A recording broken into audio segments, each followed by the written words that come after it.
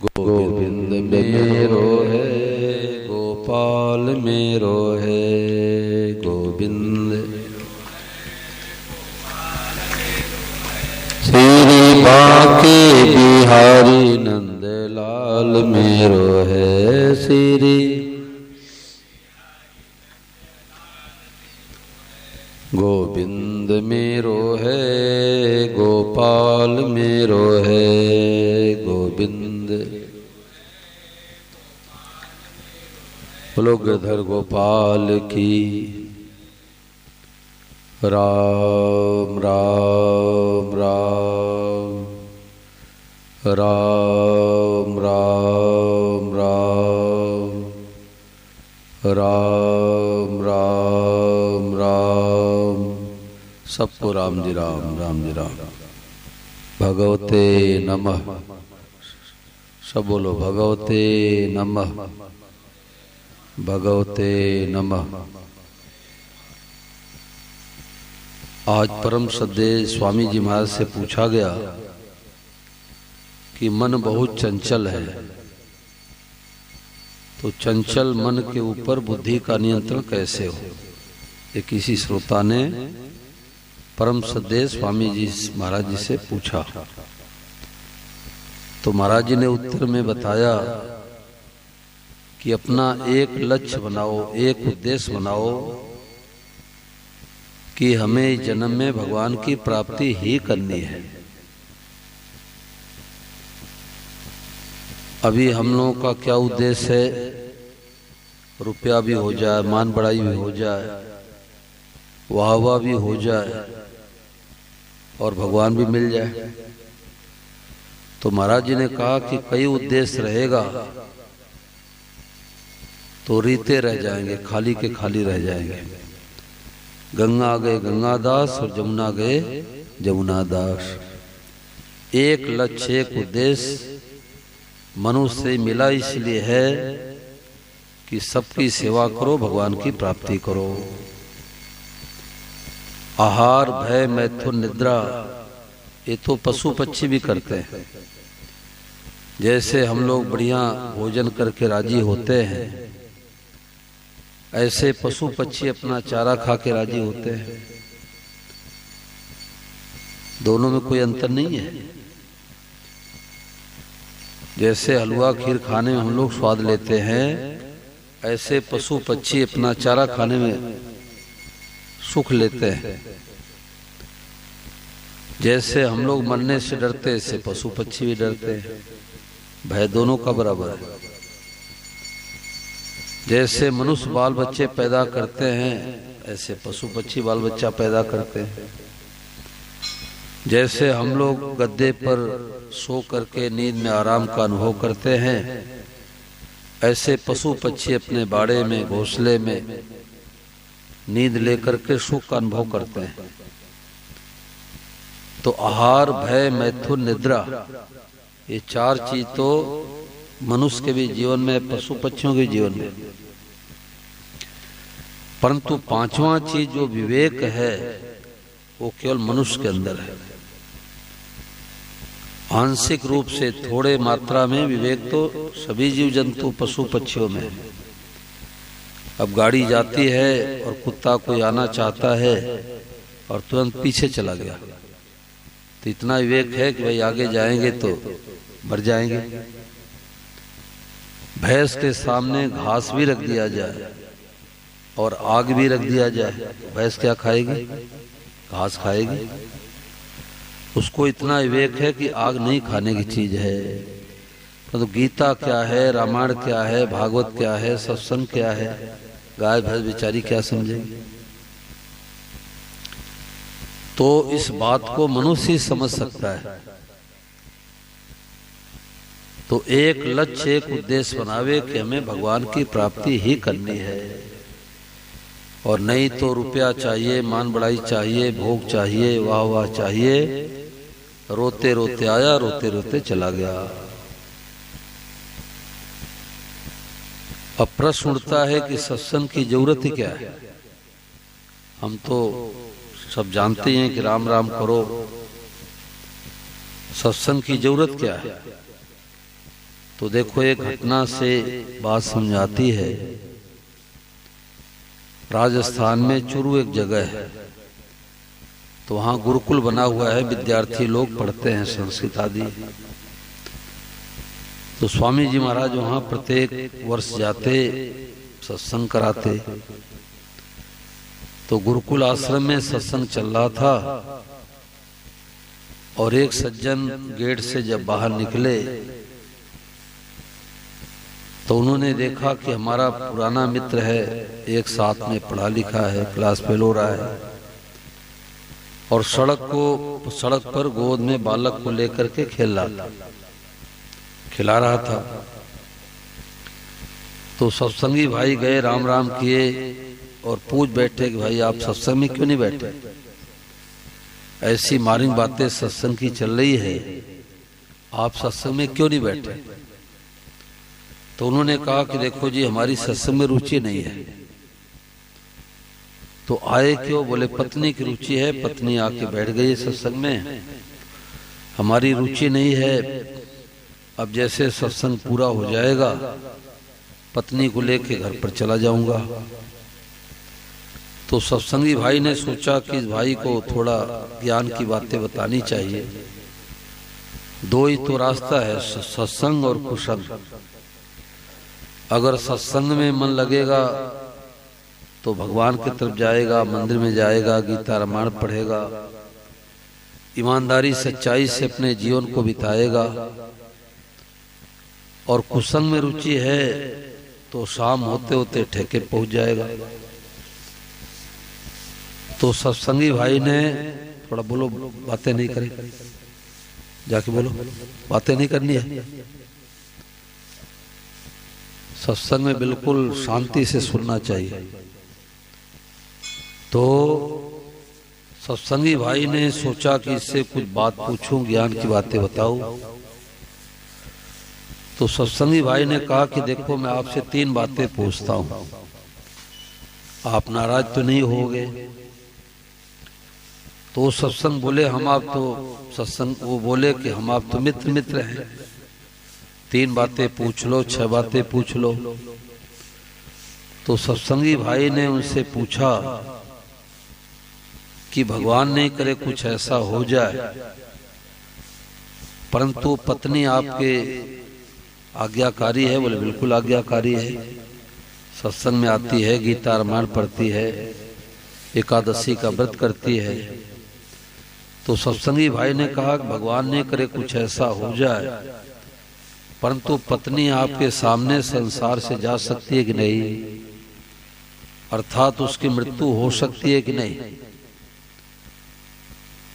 तो सज्जन ने कहा क्यों नहीं, घर में बच्चा मर जाता है, जन्मते मर जाता है, युवावस्था में चला जाता है, वृद्धावस्था में भी शरीर बीमारियों का पिटारा बन जाता है, चला जाता है। तो पत्नी के सामने पति जा सकता है, पति के सामने पत्नी जा सकती है। तो सत्संगी भाई ने कहा कि देखो, दूसरी बात पूछता हूं, आप जीवनोपार्जन के लिए नौकरी व्यापार कुछ न कुछ करते होंगे? तो उन सज्जन ने कहा कि मैं बैंक में अफसर हूं। सत्संगी भाई ने कहा कि भगवान ने करे कुछ ऐसा हो जाए, परंतु आपकी नौकरी किसी कारणवश छूट सकती है कि नहीं? तो उन्होंने कहा क्यों नहीं, कईयों की नौकरी छूट जाती है, हमारी नौकरी छूट जाए तो कौन सी आश्चर्य की बात है। सत्संगी भाई ने कहा कि अब तीसरी बात पूछता हूं, अंतिम बात पूछता हूं। आपका स्वास्थ्य बढ़िया दिखाई दे रहा है, परंतु भगवान नहीं करे आपके शरीर में लकवा लग सकता है कि नहीं? कैंसर हो सकता है कि नहीं? ब्रेन हेमरेज हो सकता है कि नहीं? उन्होंने कहा क्यों नहीं, माँ के घर में बच्चा बीमार पड़ जाता है, अस्वस्थ हो जाता है, जन्मते बीमारी लग जाती है, युवावस्था में बीमारी लग जाती है, वृद्धावस्था में बीमारी लग जाती है। तो सत्संगी भाई ने उनसे पूछा, जिन्होंने कहा हमारी सत्संग में रुचि नहीं है, कि भगवान ने करे कुछ ऐसा हो जाए परंतु आपकी पत्नी संसार से चली जावे, आपकी नौकरी किसी कारणवश छूट जावे, आपके शरीर में लकवा या कैंसर हो जावे, तो ऐसी परिस्थिति में दुख होगा कि नहीं होगा? ये उन्होंने प्रश्न किया। तो उन सज्जन ने अपने हिसाब से सोच करके उत्तर दिया कि ऐसी प्रतिकूल परिस्थिति आएगी तो दुखी होना ही पड़ेगा। सत्संगी भाई तपाक से बोल बैठे, इसलिए सत्संग की जरूरत है। सत्संग की जरूरत क्यों है कि धन जाते तन रोगते, घर मानुष मर जाए, और तीन धक्का से रामदास सकल विकल हो जाए। धन जाते, व्यापार में घाटा लग जाए, घर में चोरी डकैती हो जाए। धन जाते तन रोगते, शरीर में भयंकर बीमारियां लग जाए। डॉक्टर कह दे कि महीने 2 महीने के आप और मेहमान हैं। तो धन जाते तन रोगते, घर मानुष मर जाए, घर में कोई प्रियजन की मृत्यु हो जाए, तो तीन धक्का से रामदास सकल विकल हो जाए। ये 3 धक्के लगते हैं तो आदमी विचलित हो जाता है। कितना विचलित हो जाता है कि दुखी हो जाता है, आत्महत्या भी कर लेता है। जितने आत्महत्या करते हैं सत्संग न करने वाले ही करते हैं। आज सत्संग की बड़ी भारी आवश्यकता है। पहले बच्चे डरते थे माता पिता से, आज माता पिता डर रहे बच्चों से कि थोड़ा डांट लगा देंगे तो आत्महत्या कर लेगा। आज सत्संग की बड़ी भारी आवश्यकता है। एक सत्संग न मिलने से, न करने से घर में अशांति, सारी दुनिया में अशांति है। अब हम देखते हैं कई गांवों में जाते रहते हैं कि दुर्गा पूजन मनाते हैं और एक लाइन में 10-15 कार्यकर्ताओं का फोटो रहता है और गुटखा सुपारी भी नहीं छोड़ते।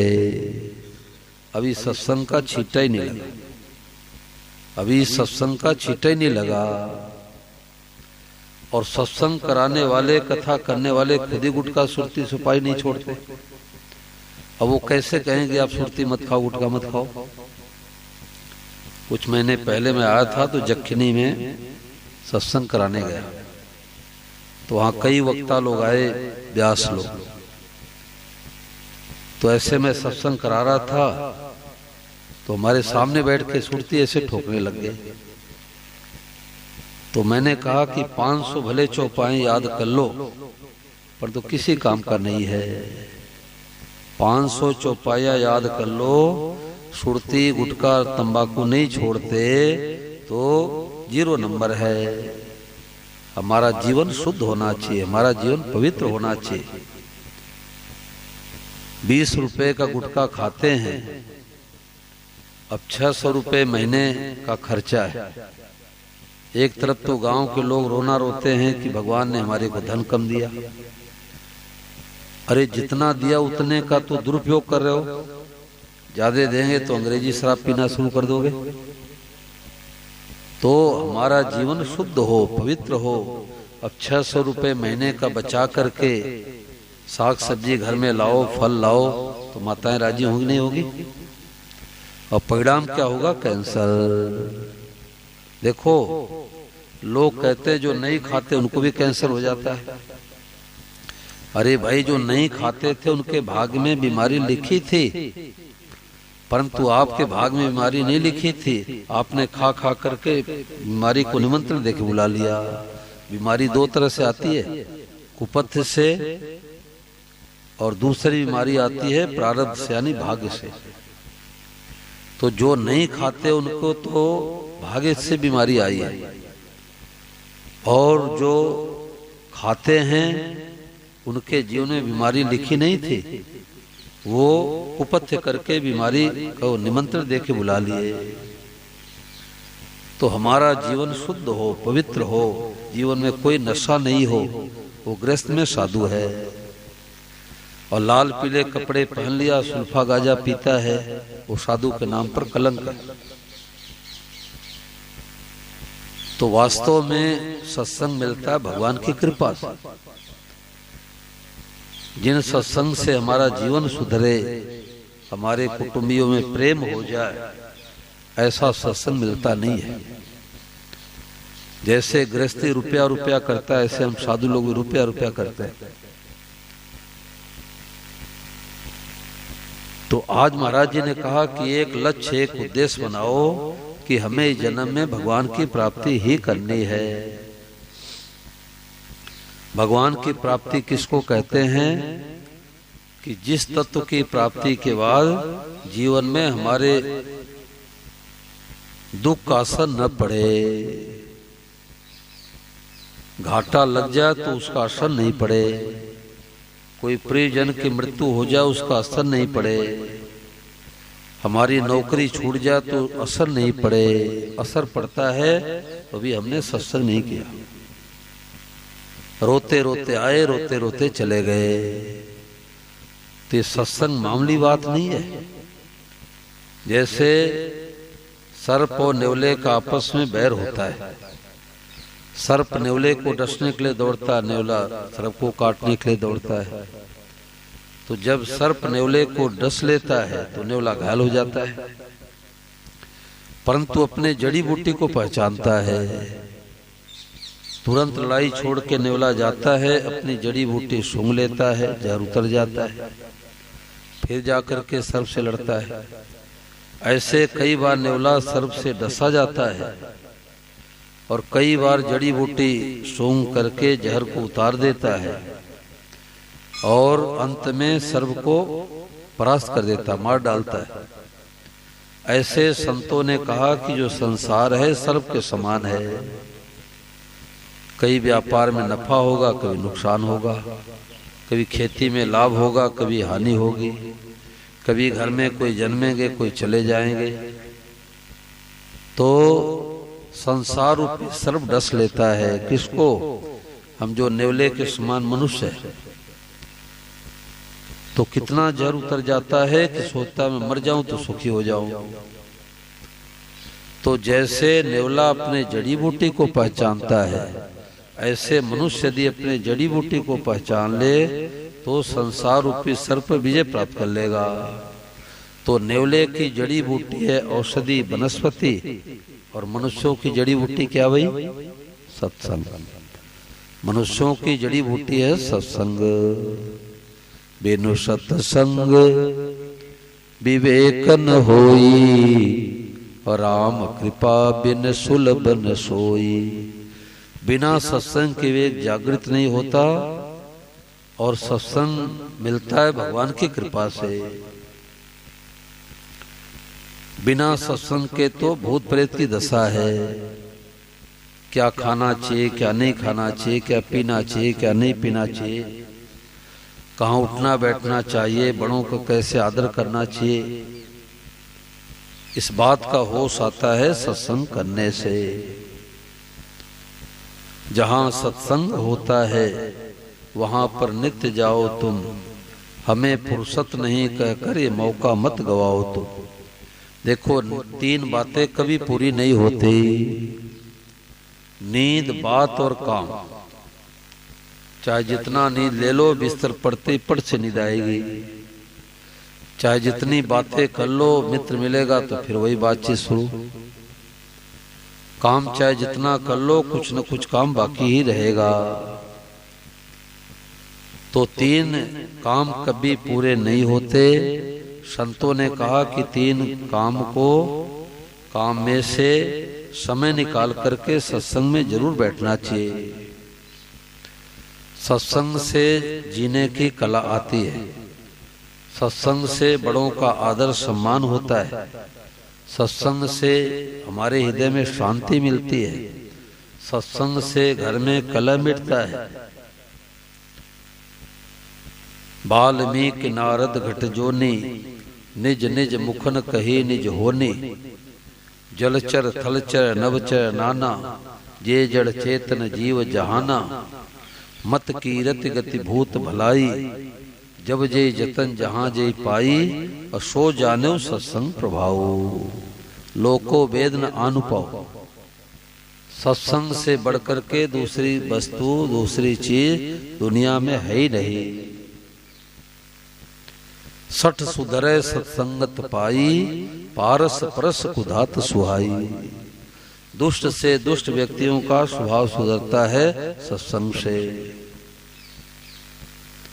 बिना सत्संग के तो भूत प्रेत की दशा है।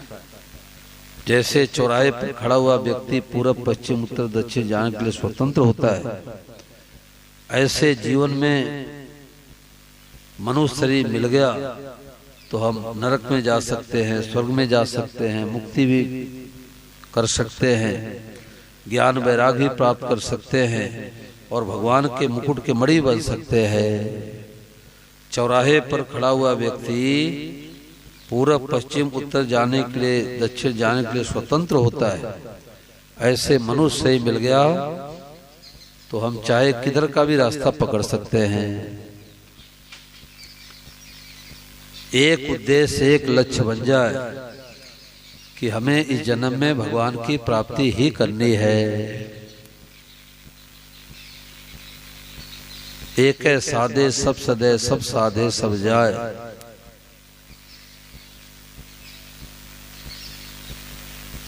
कई लोग कहते हैं कि माला फेरते समय हमारे को नींद आ जाती है। 500 का नोट गिनते समय किसी को नींद आती क्या भाई? बोलो। 500 का नोट गिनते समय हमारे को नींद आ गई। बोलो प्रधान जी, ऐसा होता है क्या? कभी नहीं होता। क्यों? 500 के नोट को हमने महत्व दिया है और माला फेरने को महत्व नहीं दिया, तो माला फेरते भगवान की नींद आ जाती है। बेटा हॉस्पिटल में मिर्जापुर भर्ती हो, अब उसको टिफिन ले जाना है, भूल जाते हैं क्या? जिस चीज को हम महत्व देते हैं उसकी भूली नहीं होती।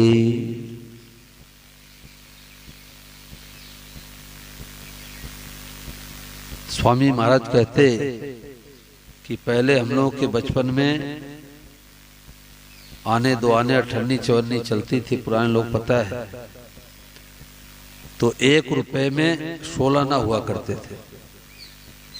बैठ जाओ। 1 रुपए में 16 आना हुआ करते थे। और 1 आने में कितने पैसे होते थे? 4 पैसे। 1 आने में 4 पैसे होते थे।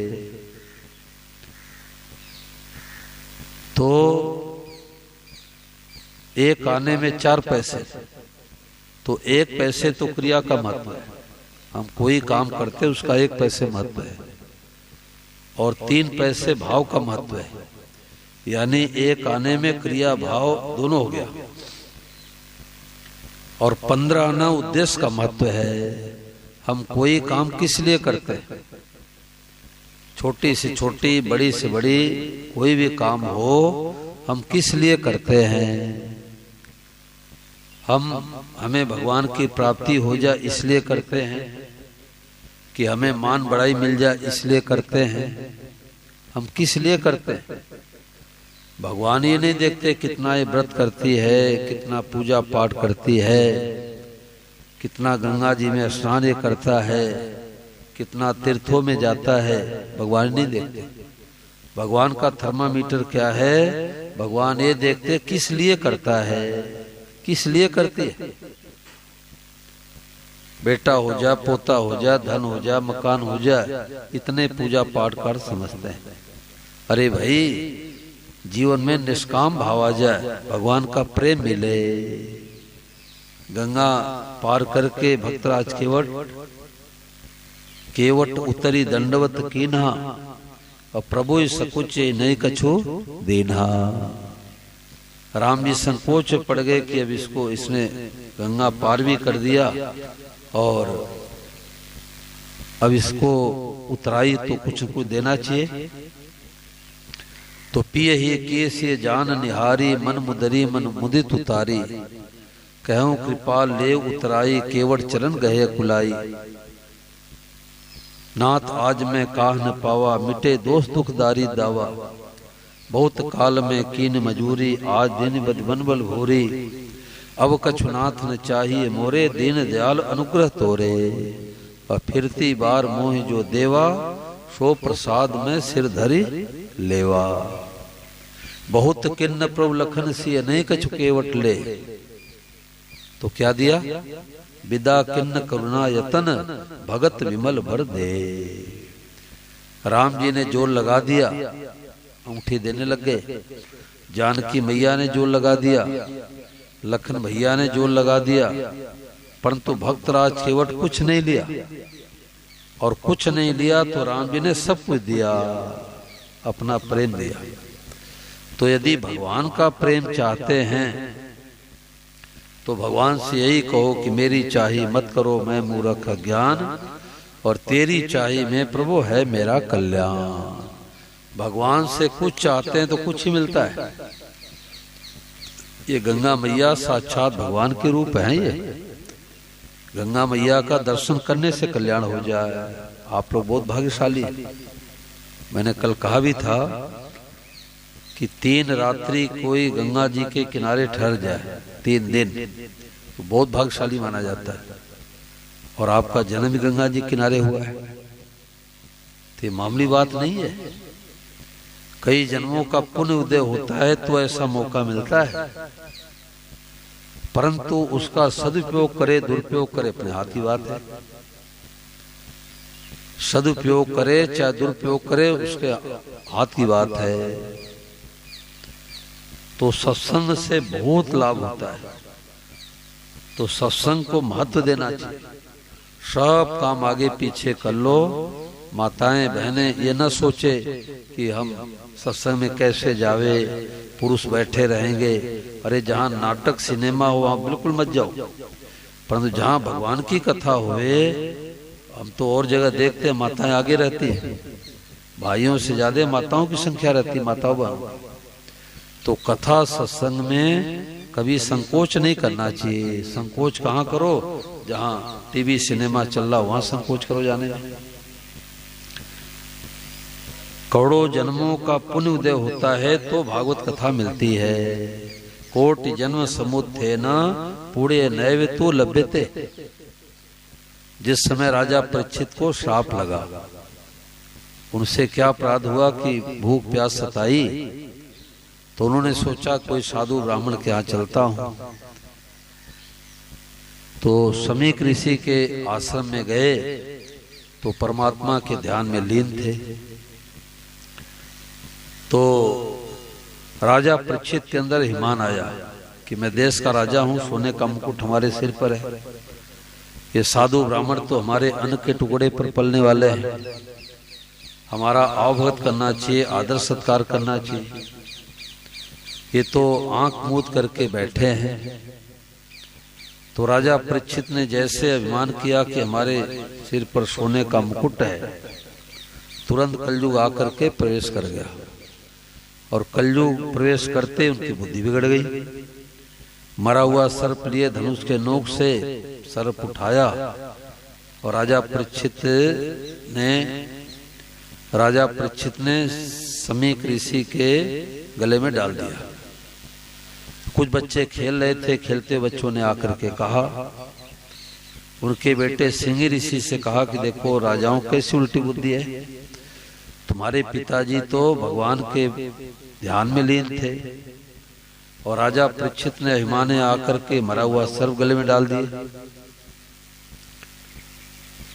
उनके बेटे सिंह ऋषि ने श्राप दे दिया कि जाओ 7वें दिन आपको तक्षक नाग डसेगा, आपने हमारे निरपराध पिता का अपमान किया है। राजा परीक्षित को लगा तो गंगा जी किनारे पहुंच गए, मरु तो गंगा जी किनारे। संत महात्मा ऋषि मुनि भी आए और श्री सुखदेव जी महाराज भी पधारते हैं। बोलो श्री सुखदेव जी महाराज की। राजा परीक्षित ने पूजन किए, आरती किए, वंदन किए और जैसे कथा सुनाना प्रारंभ करना चाहते ही थे, इतने में देवता लोग स्वर्ग से अमृत का कलश लेके आ गए। तो अमृत का कलश लेकर के आए। देवताओं ने श्री सुखदेव जी को प्रणाम किए और बोले कि महाराज आप तो अमर कथा सुनाने के लिए आए हो। ये भागवत महापुराण क्या अमर कथा है, सुन करके अपने जीवन में उतारे तो अमर हो जाए। तो आप तो अमर कथा सुनाने के लिए आए हो राजा परीक्षित को, परंतु देखो ना हम लोग स्वर्ग से अमृत लेकर के आए कलश, अमृत पिला दो राजा परीक्षित को, सदा तक अमर हो जाएंगे। तो श्री सुखदेव जी महाराज देवताओं को डांट लगाते हुए, फटकार लगाते हुए कहने लगे, अरे मूर्खों, कहां तो कांच कहां तो मणि, मणि से क्या कांच की तुलना की जा सकती है, और कहां तो अमृत कहां तो भगवान की कथा, यानी अमृत से बढ़कर के भगवान की कथा है। बोलो भागवत महापुराण की, अमृत से बढ़कर के भगवान की कथा है। देवताओं को डांट फटकार के भगा दिए। देवताओं को भी दुर्लभ है और हम कलयुगी जीवों को कहने सुनने को मिले, और वो भी गंगा मैया किनारे बैठ करके। ये गंगा मैया की कृपा है, देवी माता की कृपा है। और यहाँ देखो बैनर लगा है कोने में, या रुपया पैसा फल कपड़े, आरती में भी कोई रुपया पैसा नहीं चाहना है, हमारा उद्देश्य नहीं है। हम तो 10 महीने घूमते रहते हैं, कथा होती रहती लगभग, अभी लगभग 6.5 महीने से लगातार ही कथा हो रही है। हरियाणा, राजस्थान, सिक्किम में भी गया, दिल्ली में कई बार कथा हुई। चैत के नवरात्रि से कथा शुरू हुई है, अभी तक चली रही है। तो हमने घर गृहस्थी कोई किया नहीं, कुटिया आश्रम बनाया नहीं, फिर हाथ क्यों फैलाएंगे, रुपया क्यों लेंगे भाई। तो भगवान की कृपा से ऐसा मौका मिला है, विशुद्ध कृपा से मिला है। तो सबको निमंत्रण दे के बुलाओ, जैसे विवाह शादी में सबको बुलाते हैं, ऐसे रिश्तेदारों को भी बुलाओ, दूसरे गांव वालों को भी फोन करके बुलाओ कि भाई कथा में आओ। लाना कुछ नहीं है, कुछ लोग डरते हैं कि जाएंगे तो 50 रुपए चाहना पड़ेगा, 11 रुपए चाहना पड़ेगा। तो कथा सत्संग में आवे और सत्संग की बातों को जीवन में उतारे, सुने, जीवन में उतारे। हमारा भी जीवन निर्मल हो जाए, आपका जीवन निर्मल हो जाए। केवल एक इसी प्रत्यर्थ भगवान की कथा हो रही है। और ये जो सामने मंच बना है, ये ठाकुर जी को विराजने के लिए मंच बना है। माताएं बहनें अपने अपने घर में से लड्डू गोपाल, कन्हैया, राम जी को सबको लेके आएंगी, यहाँ ठाकुर जी को बैठाएंगे।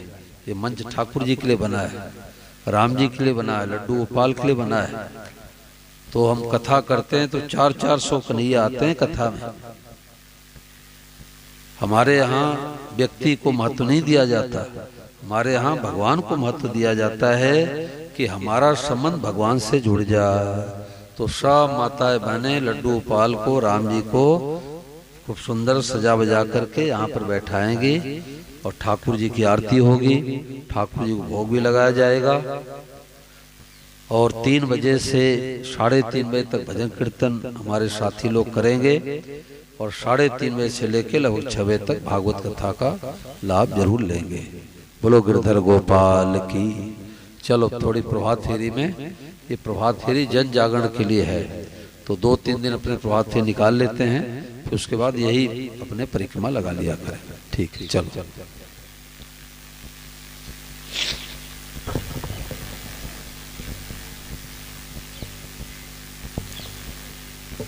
और यहाँ दरवाजे पर गुटखा का एक पुड़िया नहीं दिखना चाहिए भाई, ब्राह्मणों का दरबार है। हाँ ध्यान देना।